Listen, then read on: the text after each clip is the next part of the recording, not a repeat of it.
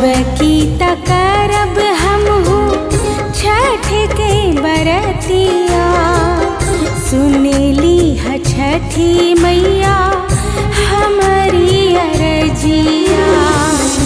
अब की तकरब हम हूँ छठ के बरतिया, सुन ली है छठी मैया हमारी अर्जिया।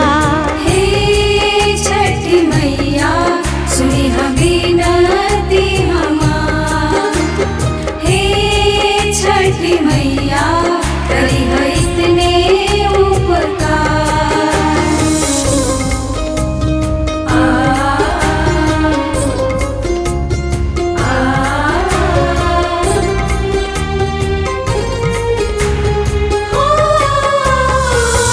जानिला न कुछो हम विधि विधनिया, कैसे हम चौका पूरी कैसे भरे कोसिया।